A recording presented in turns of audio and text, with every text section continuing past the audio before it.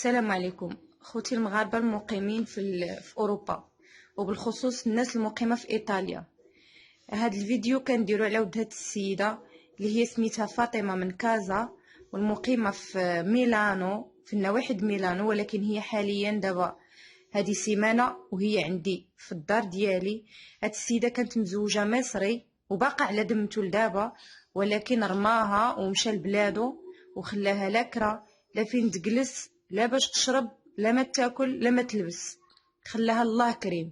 مع انه السيده كانت برزقها وبطونوبيلتها وبلابارطومون ديالها وبخدمتها، كانت خدامه في شركه رونو في كازا، باعت كلشي وصرفت عليه، وتا داكشي اللي جابت معاه هنا لايطاليا واللي كان عندها هنا في ايطاليا سلفتو ليه وعطاها شيكات خاويين اللي ما تقدر تستافد منهم حتى حاجه. هاد السيده محتاجه المساعده ديالكم قانونيا، وللناس اللي ساكنين في ميلانو محتاجه المساعده ديالكم والارشادات ديالكم فين تقدر تمشي تاخذ حقها منه. والناس المقيمه في اوروبا بصفه عامه مساعده ماديا، حيت ما عندهاش حتى حاجه.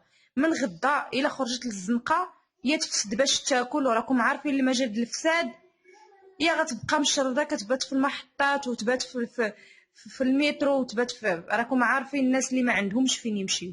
هاد السيده انا جالسه معايا هذه سيمانه، ولكن راه شحال ما هزيتها انا ما غاديش نهزها حياتي كامله، وشحال ما اي واحد ما غاديش يقدر يهزها. لذلك كنلتمسوا منكم مساعده. فاطمه قولي شي كلمه. السلام عليكم. انا مغربيه كيف قالت سعيد، انا مغربيه من الدار البيضاء.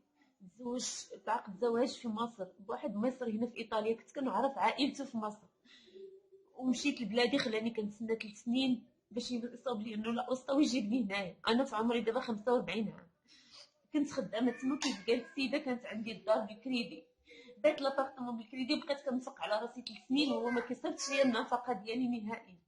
في ديك 3 سنين مشى من ورايا ينزل لمصر، تزوج بوحده اخرى مصريه وولد معاها ولد، وانا ما عرفتش. ملي خرجت لي انه لا وسطا جيت في الاخر ديال العام اللي فات، جيت هنايا وما عارفاش بان مزوج عليا. ما اكتشفتش انه مزوج عليا غير تقريبا مؤخرا، يعني بعد ما دوزت هنايا 3 شهور. المهم ملي جيت هنا لقيتو كاري ليا الدار بعقد من غير العقد ديال الكراء.